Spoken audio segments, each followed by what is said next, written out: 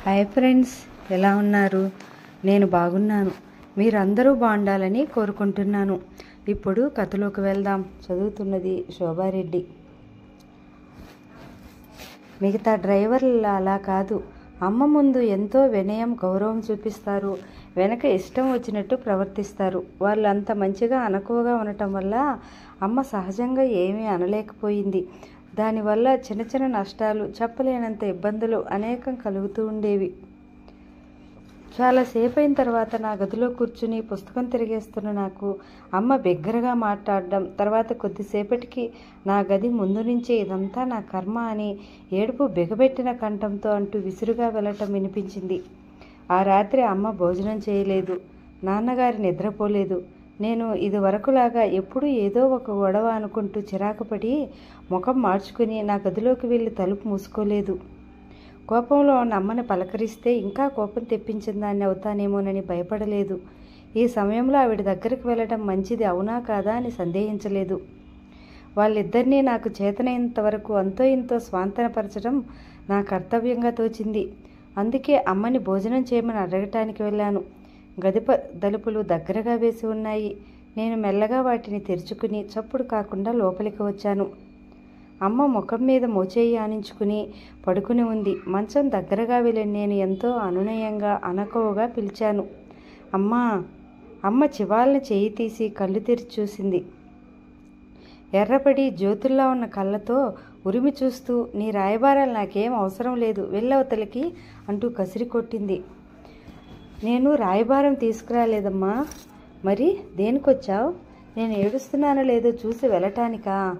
అమ్మా, నన్ను రెచ్చగొట్టుకు, నాకు అసలు తిక్కగా ఉంది, వెళ్ళవతలికి ఖచ్చితంగానే అనేసి అమ్మ మోచేయి నుదుటి మీద పెట్టుకుని కళ్ళు మూసుకుంది. ఆవిడలో అణువణువు నా నిష్క్రమణ కోసం విసుగ్గా, చిరాకుగా ఎదురు చూస్తున్నట్టుగా అనిపించింది. ఆప్యాయత, ఆదరణ నింపుకుని వచ్చిన నా ఆంతర్యం ములుకుల్లా ఉన్న ఈ వాడి మాటలతో హఠాత్తుగా దెబ్బతిన్న పిల్లిలా ముడుచుకుపోయినట్టయింది. మెల్లిగా గదిలోంచి యువతలకు వచ్చేశాను. ఓడిపోయిన నా మనసు ఆశాభంగంతో భారంగా మారింది. ఈ విషయం వెంటనే నాన్నగారితో చెప్పాలి. చెప్పే వరకు నాకు తోచదు. సరాసరి నాన్నగారి గదిలోకి వెళ్ళాను. ఆయన ఆఫీసు రూంలో అదే కుర్చీలో ఇంకా అలాగే కూర్చుని ఉన్నారు. నా రాకని ఆయన గమనించలేదు. పరధ్యానంగా, చలనం లేకుండా రాయిలా శూన్యంలోకి చూస్తూ కూర్చున్నారు. నాకు తెలుసు, ఆయన ఆ క్షణంలో గతంలో జరిగిన ఇలాంటి సంఘటనల్ని అనేకం వరుసగా నెమరు వేసుకుంటున్నారు.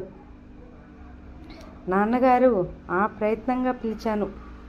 ఆయన ఉలిక్కిపడిన వారిలా తలతిప్పి చూశారు. ముఖం ఎలాగో ఉంది. వార్ధక్యం సూచించే ముడతలు స్పష్టంగా కనిపిస్తున్నాయి.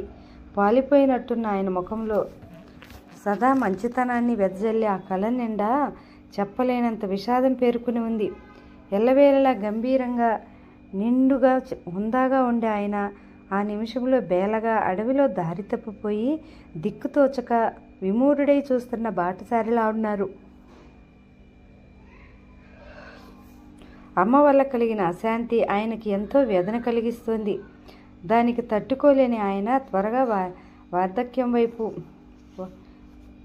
వంగిపోతున్నారు. ఆ క్షణంలో నేను కళ్ళ కట్టినట్టు గ్రహించాను. నా గుండెలు రెపరెపలాడాయి. చప్పున దగ్గరికి వెళ్ళాను. నాన్న! ఏమిటమ్మా? ఆతృతగా వచ్చిన నేను వెంటనే సమాధానం చెప్పలేకపోయాను. భోజనం చేద్దాం రండి. నాకు ఆకలిగా లేదు తల్లి. నేను హఠం చేస్తున్నట్టుగా అన్నాను. బాగుంది. అమ్మకి ఆకలి లేదు, మీకు ఆకలి లేదు. నాకేమో చెప్పలేనంత ఆకలిగా ఉంది. మీ ఇద్దరు తినకుండా నేనెలా తినాలి? ఆయన మాట్లాడలేదు. క్షణం సేపు నా వైపు చూశారు. ఏమనుకున్నారో ఏమో. వెంటనే లేస్తూ పద అన్నారు. ఇద్దరం భోజనాల గదిలోకొచ్చాం. తయారమ్మ లేనందువల్ల కొత్త వంట మనిషి 8 గంటల కల్లా అంతా రెడీ చేసి టేబుల్ మీద పెట్టి ఇంటికి వెళ్ళిపోయింది. మా ఇద్దరికీ భోజనం వడ్డించాను. నాన్నగారి చేయి కడుక్కొని వచ్చి కూర్చున్నారు. మీరు కలుపుకుంటుండండి, నేను ఇప్పుడే క్షణంలో వస్తానంటూ ఫ్రిడ్జ్ తెరిచి అందులో 2 యాపిల్స్ తీసి చాకుతో ముక్కలు కోయసాగాను. నాకేం వద్దమ్మా, సాంబార్ చాలు. కాస్త అన్నం పెట్టుకుని ఒక గరిటె మాత్రం సాంబార్ వేసుకుని కలుపుకోసాగారు. నేను చకచక చాకుతో యాపిల్ పైపొచ్చు తీసేస్తూ, నాన్నగారు రాత్రి నాకు ఒక కల వచ్చింది అన్నాను. ఏమని కుతూహలంగా అడిగారు. ఆయన తీరే అంత నేనేది చెప్పినా శ్రద్ధగా చేస్తున్న పని మానేసి వింటారు. మంగమ్మగారు వచ్చిందంట. ఏరే హనుమంతు, నేను గుర్తున్నానా లేదా అని హాలులో నిలబడి కేకలు పెడుతోందంట. నాన్నగారు నవ్వారు. మంగ అసాధ్యురాలు, అలా చేసినా చేయగలదు. ఒకవేళ నిజంగా అలా చేస్తే ఏం చేస్తారు? నాన్న సమాధానం చెప్పలేదు. నాకు కల రావటం అబద్ధమైనా, అది కల్పించి చెప్పిన విషయమైనా ఆయన ముఖంలో విషాదం కొద్దిగా మాయమవటంతో నాకు అబద్ధం ఆడాననే బాధ కలగలేదు. పైనుంచి సంతృప్తిగా కూడా అనిపించింది. అదేమిటి, నెయ్యి వేసుకోకుండా తినేస్తున్నారే, అప్పడం కూడా వేసుకోలేదు అంటూ నేను యాపిల్ ముక్కలు చప్పున ప్లేట్లో సర్ది నాన్నగారి పక్కన పెట్టి చేతిగిన్నె తెచ్చి నెయ్యి వేయసాగాను. ఆయన చాలు చాలు అంటున్నారు. ఇంతలో గుమ్మంలో అలికిడి అయ్యింది. నేను తిరిగి చూశాను. భోజనాల గదిలోకి రాబోతున్న అమ్మ హఠాత్తుగా గుమ్మంలోనే ఆగిపోయింది. ఒకే ఒక నిమిషం అమ్మ నిలువున క్రోధాగ్ని జ్వాలలతో దహించుకుపోతున్నట్టుగా మారింది. కనుబొమ్మలు చిత్రంగా ఎగరవేస్తూ బేష్ అంది. నాన్న నేను అప్రయత్నంగా ముఖాలు చూసుకున్నాము.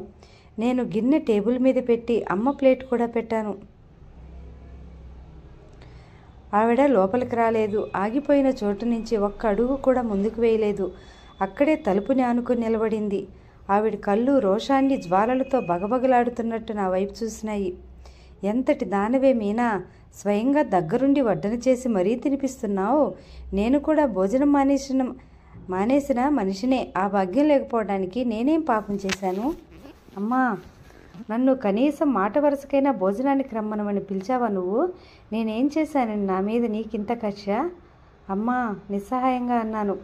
నా మనసు ఎప్పుడు నీ చుట్టూ తిరుగుతూనే ఉంటుంది. నీ సుఖం కోసం, నీ భవిష్యత్తు కోసం అహర్నిశలు హైరాణ పడి చేస్తున్నానే నేను. కనీసం నీ నోటి నుంచి ఒక చల్లటి మాట కూడా నోచుకోలేదు. నేనేం పాపం చేశాను? నేను నాన్నగారి వైపు చూశాను. ఆయన నా వైపు చూడటం లేదు. అన్నంలోకి చూస్తూ మెతుకులు కెలుకుతున్నారు. అమ్మ హఠాత్తుగా తలుపుకేసి బాదుకుంటూ అంది. నాకెవరూ లేరు. నేనెవరికీ అవసరం లేదు. నేను చచ్చినా బ్రతికినా ఒకటే. అమ్మా, చప్పున పరిగెత్తుకుంటూ దగ్గరగా వెళ్ళి వారించబోయాను. అమ్మ నా చేతుల్ని విసురుగా తోసేసింది. ఆయనకు తెలుసు, నా ప్రాణాలన్నీ నీ మీదే పెట్టుకుని బ్రతుకుతున్నానని బాగా తెలుసు. ఎటువైపు నుంచి నన్నేమీ చేయలేక ఈ విధంగా నిన్ను దూరం చేసి నా మీద పగ తీర్చుకుంటున్నారు. మీనా నువ్వెంత మూర్ఖురాలివే.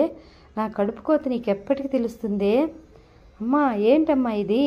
అమ్మని బలవంతంగా నా వైపు తిప్పుకుని పుదివి పట్టుకున్నాను.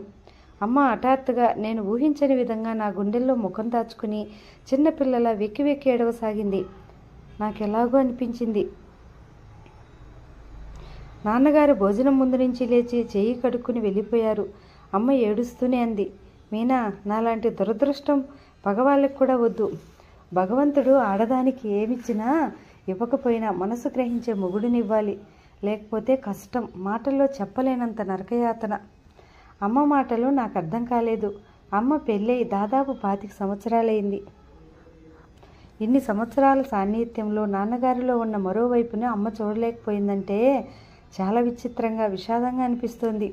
నాకిప్పుడు అర్థమవుతోంది ఇద్దరి మధ్య ఎలా ఏర్పడిందో అభిప్రాయ భేదాలు. అడ్డుగోడ ఏర్పడింది. ఇద్దరిలో ఏ ఒక్కరూ దాన్ని ఛేదించాలని చూడకుండా ఎవరికి వారే అవతలి వారు దూకి తమ వైపు రావాలని అనుకుంటున్నారు. ఇరువురికి ఎవరు లొంగిపోతే వాళ్ళు అభిమానం లేని వాళ్ళుగా, రెండో వాళ్ళు జమ కడతారేమోనని భయం కూడా చాలా ఉంది. అందుకే ఇద్దరూ పట్టుదలని గట్టిగా పట్టుకుని వేలాడుతున్నారు. నాన్న ఆలోచిస్తే లోపం అమ్మలోనే ఉన్నట్టుగా తోస్తుంది. నాన్న అంత సహృదయులు, కరుణ గలవారు 100కి ఒక్కరు కూడా ఉండరేమో.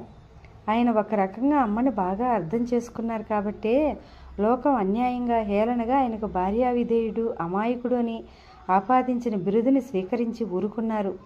నాన్నగారు నిజంగా కోరుకుంటే వాటిని వదిలించుకోవడం అంత కష్టమేమీ కాదు. కాను దానికోసం అమ్మని హింసించాలి. తను అధికారిరాలిననే అహంకారం అణువణువునా గల అమ్మతో ఆయన ఇన్ని సంవత్సరాలు గడిపాడంటే అది ఆయన సహనానికి చిహ్నమే. అమ్మ కళ్ళకున్న అహంకారం పొరే నాన్నలో మరో వ్యక్తిని చూడనివ్వకుండా అడ్డుపడుతుంది. ఆ ఇద్దరి మధ్య బలమైన అడ్డుగోడ ఉందని వీరనుకునే ఆ గోడకు ఎంత చిన్న విషయం పునాదిరాయిగా నిలబడిందో నాకు ఇప్పుడిప్పుడే అర్థం కాసాగింది. న్యాయంగా చూస్తే నారాయణ విషయంలో అమ్మ ఇంత హంగామా చేయటం విపరీతంగానే ఉంది. 4 రోజులు చూసి వాడిలో ఏదో తప్పు వెతికి నాన్నగారికి చూపించి అప్పుడు పంపేస్తే పోయేది. ఒక్క మా అమ్మే కాదు, ఇలా బయట విషయాల్లో చాలా సమర్థులుగా వ్యవహరించే వ్యక్తులు చాలామంది ఇంటి విషయాల్లో ఇలాగే తెలివి తక్కువగా ప్రవర్తిస్తూ ఉంటారు.